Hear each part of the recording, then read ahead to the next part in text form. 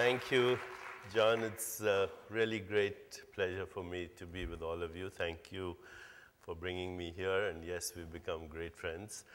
And I have 30 minutes to tell you about the future of well-being as I see it.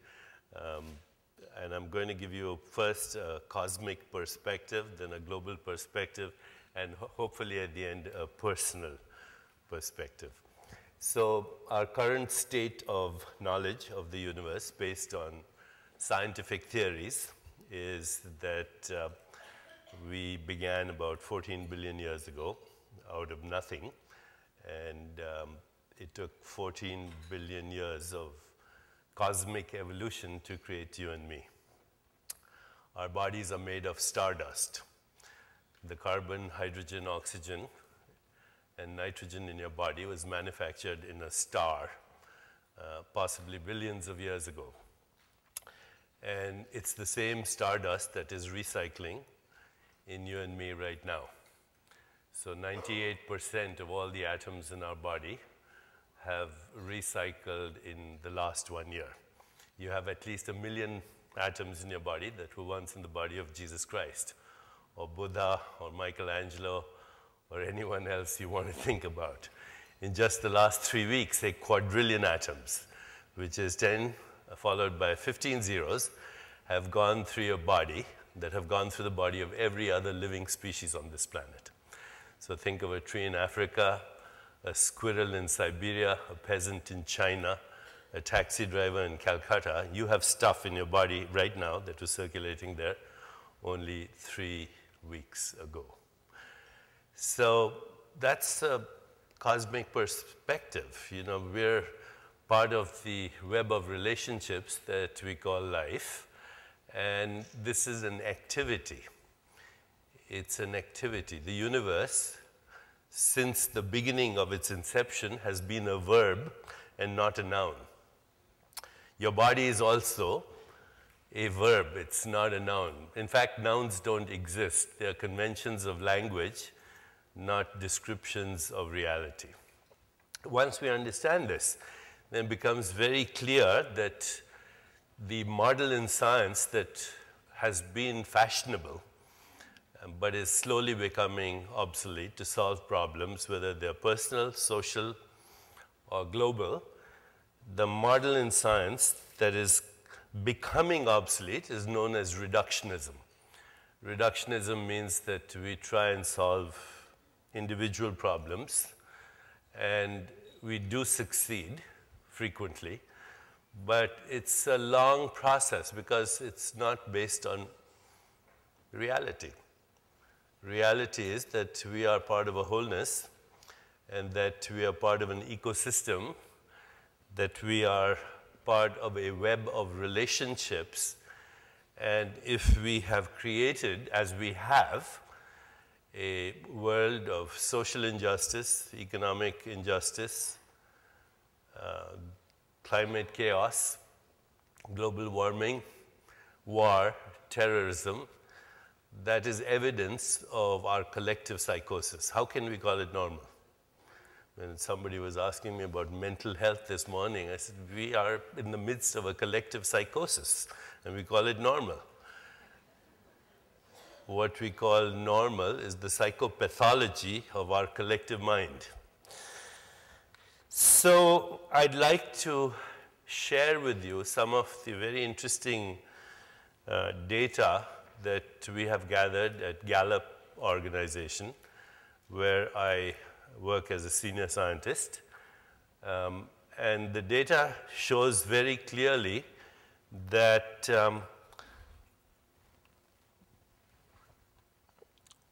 if we do not address our consciousness, we are not addressing problems holistically. You know, it's very interesting, the word holistic, the word health, the word wholeness, the word healing, they're all the same word. Health or healing is the return of the memory of wholeness. And that is that our personal and collective consciousness influences everything, from our moods to our knowing, to our perception, to our personal relationships, social interactions, environment, and even the forces of nature, because the forces of nature inside us are no different from the forces of nature outside us. And so we are beginning to see a new emerging paradigm in science that is saying that the reductionist approach to problems, well-being, health, environment is based on an obsolete notion of reality. That when we understand all the new things that are happening right now in the world of well-being and health, they're quite amazing if you put them all in one chart. You know, the fact that there's now a science called neuroplasticity, which means that you can actually change the form and structure of your brain through habits of thinking, behavior, feeling, and relationship. That the biological markers of aging are flexible, you know, that within 4 or 5 months, and I think Dean Ornish is going to be speaking later this morning, and he's shown some very elegant research on things like telomerase. Telomerase, the enzyme that influences the length of telomeres at the end of your chromosomes, that within 4 months of a change in lifestyle, you can have an increase in telomerase, that the biological markers of aging may be reversible to up to 15 years or even longer. A new discipline called quantum biology, based on the understanding of quantum entanglement, which means everything is not only connected with everything, but everything in the universe influences everything. The deeper understanding of what is called non-locality, a domain of awareness or domain of reality, which is outside of space-time. This is an emerging paradigm, recently championed by no less than a person like Sir Roger Penrose, who says that at the most fundamental levels of nature, not only do the raw materials of the universe exist as potential, so spin, charge, gravity, space-time, but also Platonic values like truth, goodness, beauty, harmony, evolution, mathematical truth, musical truth are fundamental building blocks of the universe, both the physical universe and the mental universe. These are other things that are being spoken about in the world of science. What is creativity? How do we exercise choice? And how does human choice actually determine the future evolution of not only our planet, but possibly the universe, because our nervous system is an activity of the universe? And so on and so forth. And this is something that I just wanted to give you a taste of what's happening in science. But now coming to a more holistic view as how that pertains to our personal well-being.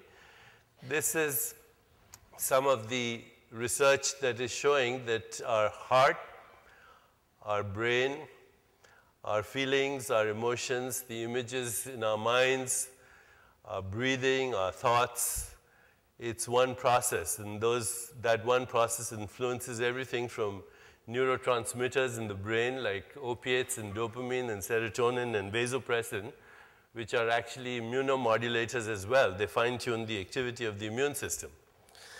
So what does this mean on a practical level? And I said I was going, this is, by the way, from Scientific American, what love does to your brain, why it's such a healthy experience, that love might in fact be the ultimate force in the universe, not just a sentiment or an emotion, but the ultimate truth at the heart of the universe. But this is a slide I created from our experience at Gallup, and I would like to share with you the connections between what we call community well-being, career well-being, social well-being, physical and emotional well-being, and financial well-being. They're all so inseparable. And this is very practical data. So if you're involved in a business, this would be very useful for you.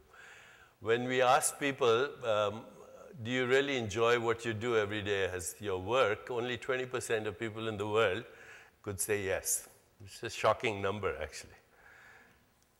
One of the emerging statistics which was equally alarming is that more people die in our civilization on Monday morning at 9 o'clock of heart attacks than in any other time.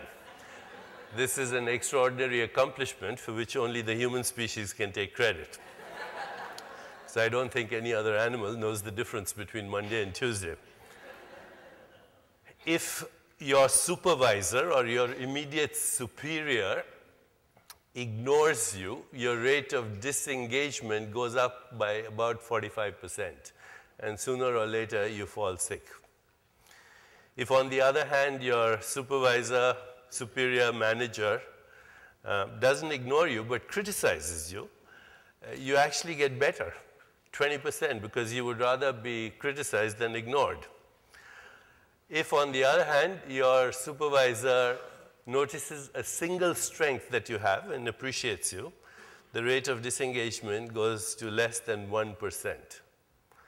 This has huge economic implications. According to our Gallup surveys, it costs the United States about $280 billion a year just from disengaged, or what we also call actively disengaged workers.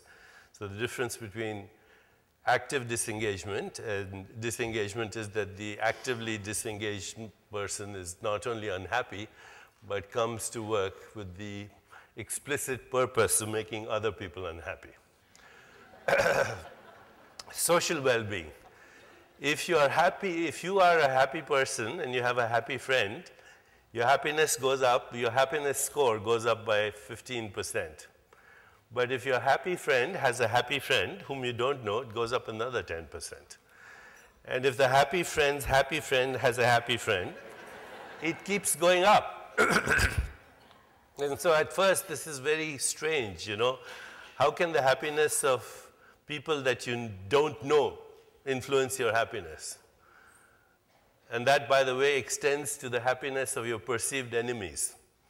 So, you know, when you read in religious books that treat your enemies as yourself, which is in every scripture, by the way, then here's the scientific basis for it. How does the happiness of people on the street in New York City influence your happiness? And there seems to be two levels involved. One is that when you and I engage in a conversation, it's not just you and me, it's all the people in my life and all the people in your life that are influencing that conversation. You might be worried about a friend who has cancer, and I might be worried about the financial situation of a business, and that's influencing our conversation. And that extends to all the people, because they have, in turn, people who influence them. So that's one way of looking at it, but the other way of looking at it is a very scientific way of looking at it, which we call quantum entanglement, which Erwin Schrödinger, one of the pioneers in quantum physics, said that consciousness is a singular that has no plural, that there's only one underlying field from where we all emerge. And just like electricity is a singular, right now is powering my microphone and the light and also the projector, so too we belong to a single mind that is influencing the flow of information and energy in the whole ecosystem.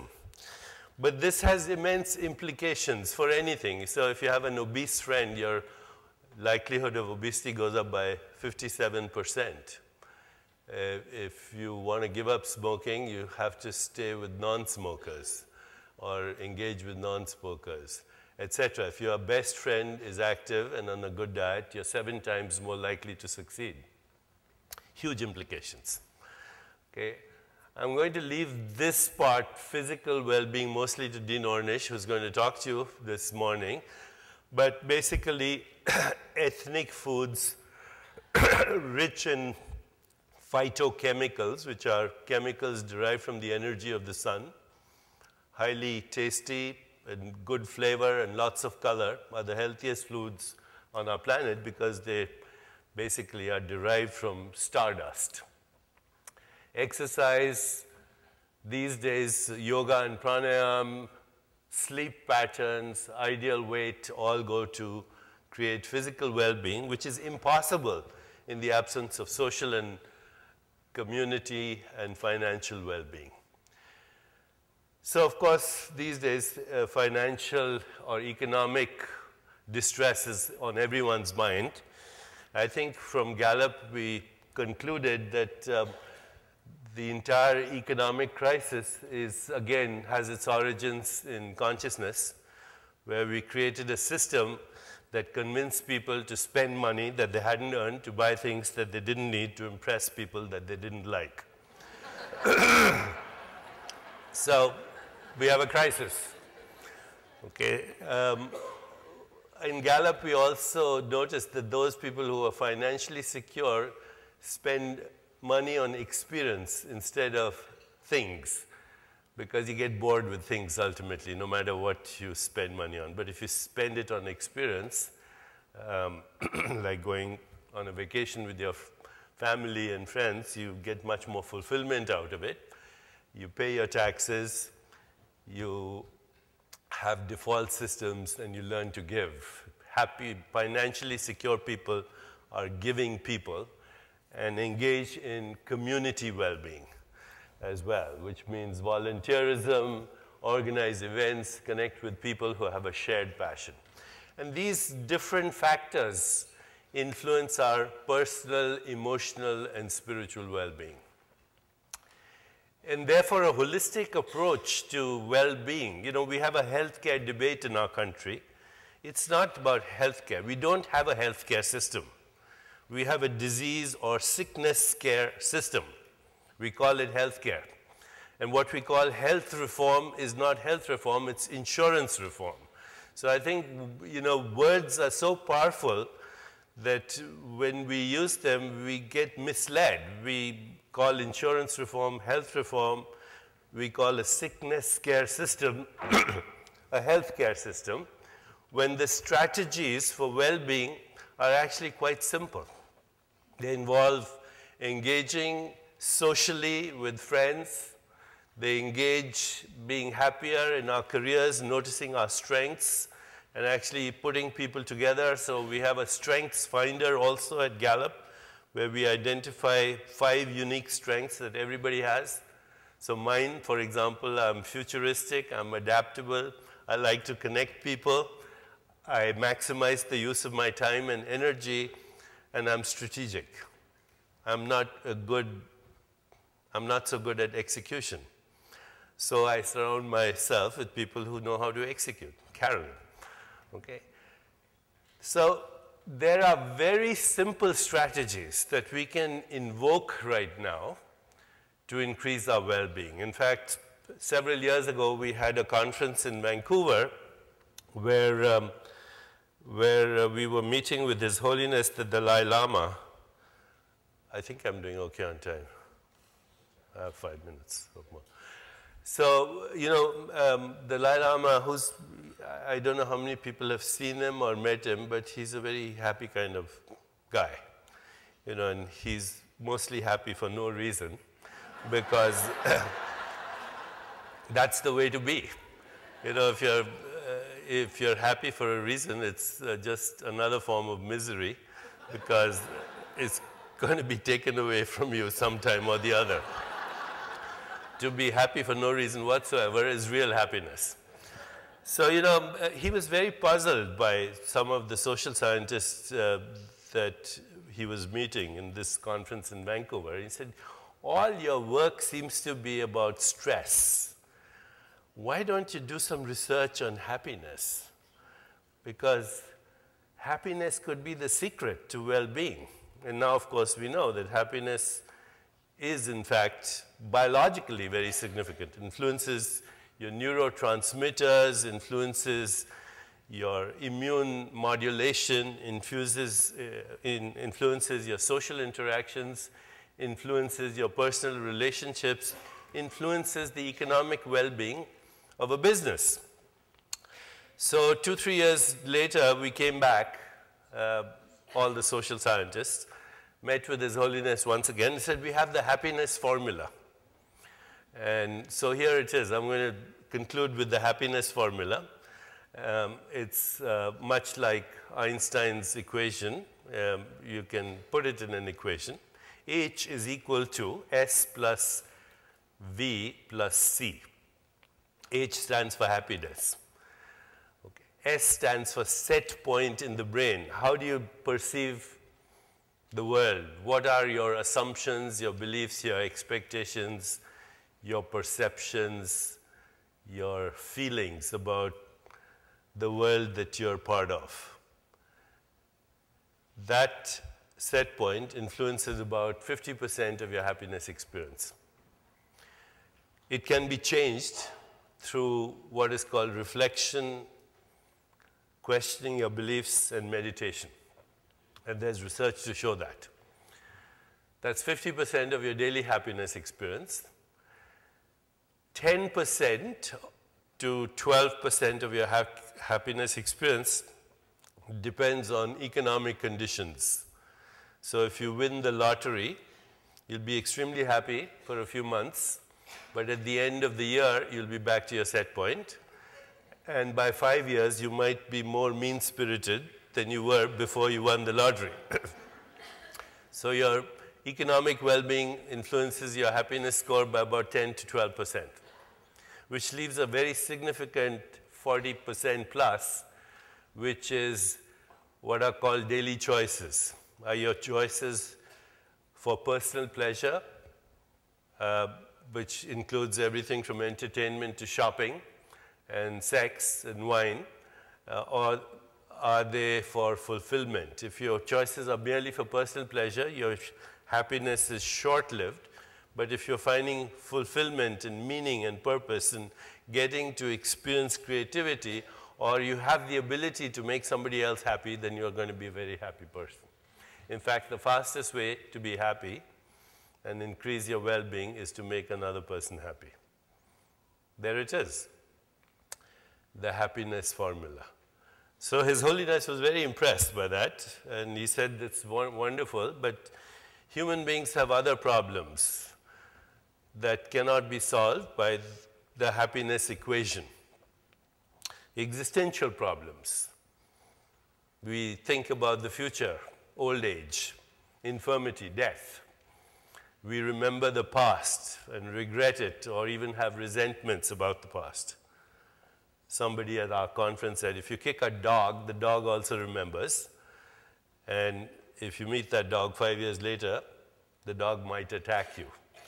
But unlike a human being, the dog won't plan for 5 years how to get even. Nelson Mandela said, having a resentment and having a grievance is like drinking poison and hoping it'll kill your enemy. And yet every conflict in the world is about past grievances, past resentments, and what we call justice, but what we mean is retribution. And then, of course, there are the problems that we must all confront, that we ultimately all have to die. We fear our future.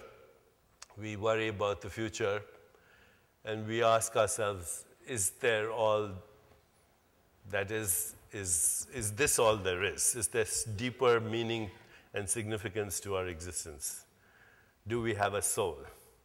Does God exist? Where do we fit in this whole mystery of 14 billion years of evolution? And for that, I'll have to come on another occasion and address these big questions, but fortunately our science is going in that direction as well. We have a very interesting time in our evolution where science and spirituality, a secular spirituality, based on a deeper understanding of our own self, is giving us deep insights into the nature of being. So before I conclude, I promised John we'd do a short 4 or 5 minute meditation. I'd like to start with something very simple, and that is, as you're listening to me, right now, just turn your attention to who's listening.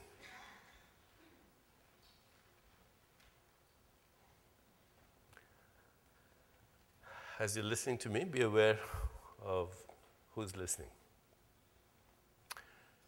And that still presence that you feel, it's your soul. Not your mind, which might be saying, I wish I'd gone to the bathroom before the lecture, or some other conversation. The conversation happens in the presence of a core consciousness. And meditation is all about getting in touch with that part of ourselves, the core of our being, from where feeling, thinking, and doing emerge. We're human beings first and human doings last. So with that idea, just close your eyes.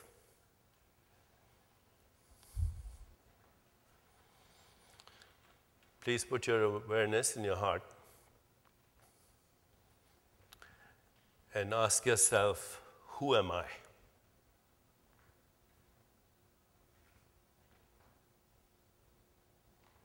And listen.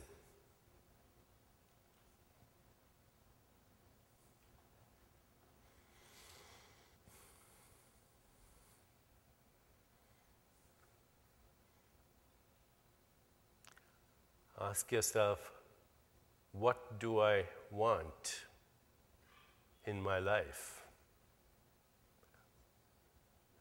And listen.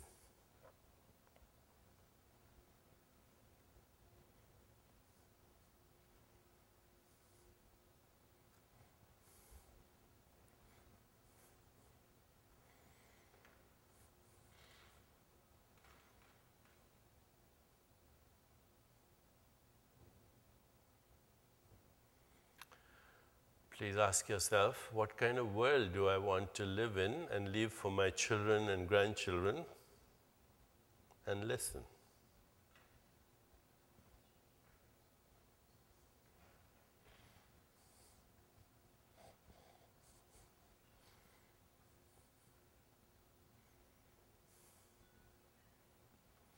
And finally ask yourself, what am I going to do about it? And listen.